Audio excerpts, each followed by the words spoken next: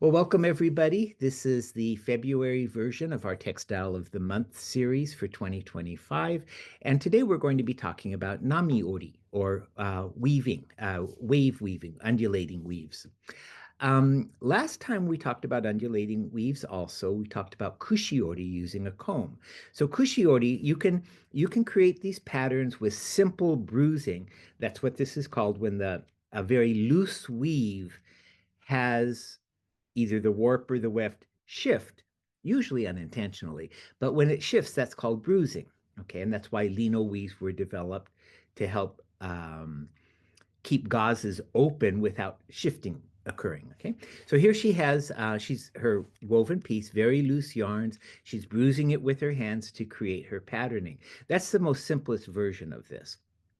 Now, if we take that and choose to have a little bit more control, a little bit more detail for more intricate patterns, perhaps, that's when we get into kushiori, which we discussed last time. Okay, and here you can see she got quite intricate patterns with just her fingers. Kushiori was designed in part to mimic the beauty of older bruised weaves. Only in this case, they wanted to have it very controlled bruising. So with time, they found that the comb and the rat tail end of the comb allowed them to pick and move the different yarns with precision. Now, let me stop for a minute. This is a wave patterned weave. But if you'll notice the structure in here, this little line, all of these little lines here are not actually identical as you go along. Okay, see this little kind of rough part here. That indicates these little irregularities like this indicate that one, it's either a very worn piece, okay, which could cause this, or it's done with the comb because the comb is more direct, hands-on, and allows for more variation or spontaneity, if you'd care to call it that. Now, if we go beyond this then and want greater control, or if we're producing a larger volume and need to speed it up just a bit, that's when we move into today's topic, which we're calling Nami-ori. Okay. So with Nami-ori, this is a pretty simple piece again. You can see that there are wave patterns, there are undulating lines, but in this case, in order to create the undulating lines, we're using a shaped beater bar. Now, these can come in all different shapes, various coarseness of weave and so forth. They don't even have to be evenly wave-like across the entire length. You can have a couple waves in a blank spot, and whatever the weaver chooses to make for her project. Now, one of the key elements here, if you'll notice, in this particular piece, you have undulations. We'll just say they're undulating down, and then you have the straight line across, and then in the comparable position, they're creating a mirror image of undulation in the wave, and that increases the strength and the integrity of the piece. And I'll show you an example in just a moment. But if you only have all the waves going up in one column and all of them going down in the other, you lose a certain type of structural integrity. So here again, the arrows are showing you the straight line going across. And what that straight line ensures is that when tension is placed side to side, it doesn't stretch out. So in this case, you can see, even though it's a minor undulation, let me back up just a bit here. Okay, even though the undulation isn't extreme, if I pull on it, if I put a great deal of pressure side to side, you can see I lose the undulation entirely. That's because there's no straight line keeping it all in place from selvage to selvage to prevent that stretching out, okay? So let's look at a different example now that does have the line going across. So here you have the undulations just as our previous weaver was preparing with the straight line through the middle. And I can pull that with quite a great deal of strength. And that straight line is what ensures nothing pulls out side to side. So here we have other examples of that. Okay, this one has, this might be a little bit hard to see, but it's going straight across the line here as it undulates. And in the next one, what you see is just another variation. This one being a much finer weave, and also it's a little bit distracting. The colored threads can distract you just a bit. But if you look very carefully, you see there is a straight line going across at key points to ensure that the fabric, especially this one, because it's a kimono and you'll be sitting and you get stretching around your rump and so forth, it'll ensure that it maintains its size. Now, if we move on to a slightly different approach, in this case, notice that the humps or the dips are not lined up. They're staggered, creating its own beautiful pattern. Now, in this particular instance, you don't have a straight line going across, but it still maintains its integrity. Okay, and you can see how she's shifting the bar a little bit to the left, a little bit more to the left, a little bit more to the left to create these sort of leaning waves, if you want to look at it that way. She's also using ribbon to weave, which allows the ribbon to be full width in some spots and scrunched down in others. Okay, so you can see the direction that the waves are traveling in. Now, as I mentioned, although this doesn't have the straight weft going selvage to selvage, what you also don't have are the columns lined up one over each wave lined up over the other. And therefore, the staggered effect of the waves also prevents the weave from pulling out side to side.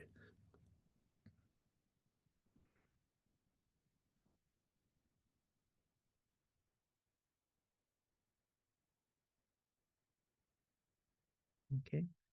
So also what I'll ask you to notice is this. Well, actually, this might be her weaves are pretty consistent. The amount with which she's pushing down each section is remaining consistent. But on the ones with the straight lines, you'll notice that in order to get the huge surge or a minor surge, it was the same beater bar. So it's just a question of where the bar is positioned and how much pressure is put down on the weft thread to align it. Okay, we're going to speed up here just a little bit and show you the progress she's making. And you can see in this case, after going diagonally toward the bottom of our screen, she then reversed direction and headed towards the top again, head to the top of the screen. Okay, and what that creates is this stagger of surging waves so that none of them line up and therefore won't pull out side to side.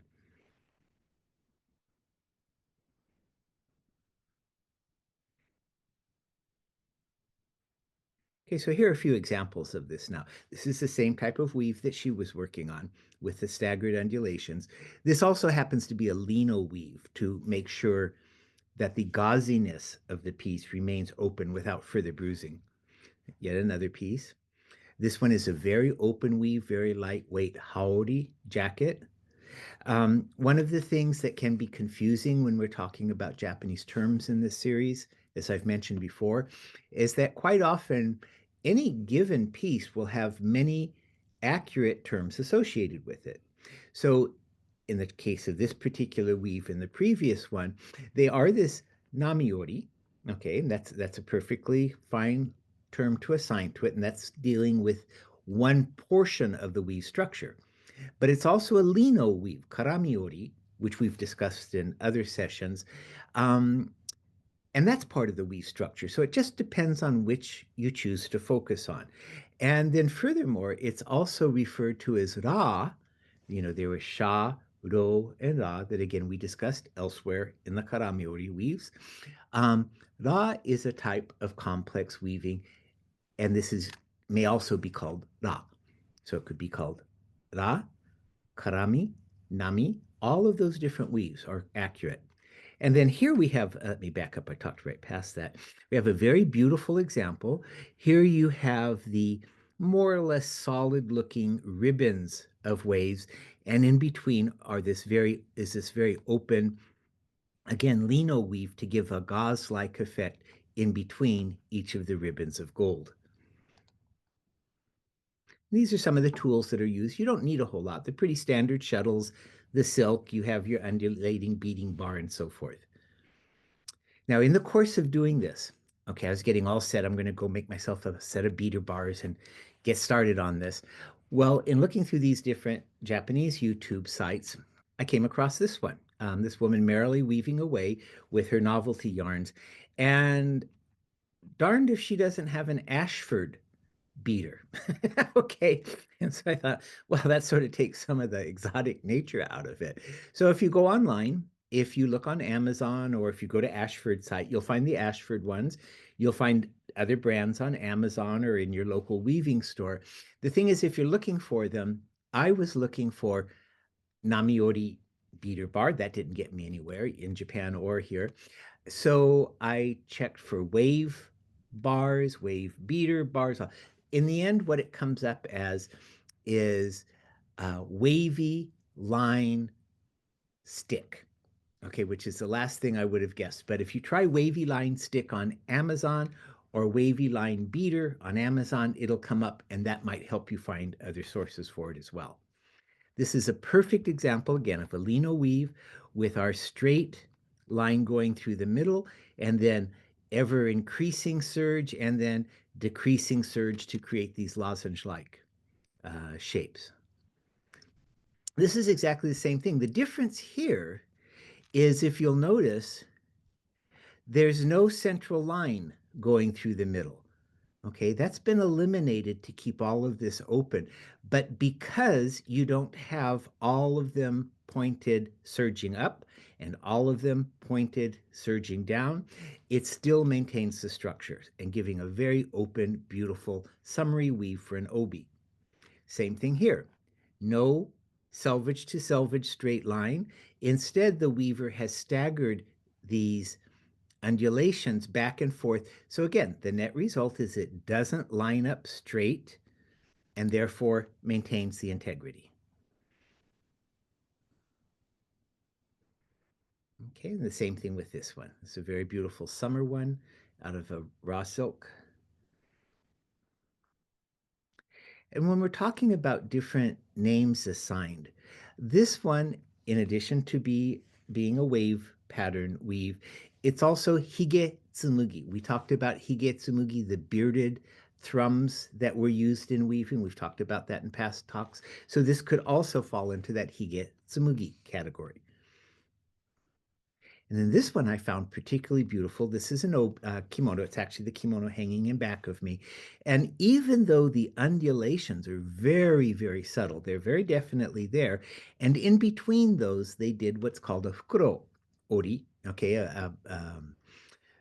sort of a pillow weave, if you want to call it that, a bag weave, where the density of the weave helps to accentuate the distortion of the undulations, creating a very beautiful, very soft, subtle, elegant kimono. And then, of course, you have very complex ones. So here in the background, I think it's the undulations are obvious. But look where they have this additional, whoops. Check out the additional supplemental weft that's going on in here to create this beautiful cascade of cherry blossom petals. Okay, so that's what we have for our talk today. It was a pretty short one, but a pretty direct process. And so we'll go ahead and sign off now, and I'll bring the members back on for our question and answers, and we'll continue from here.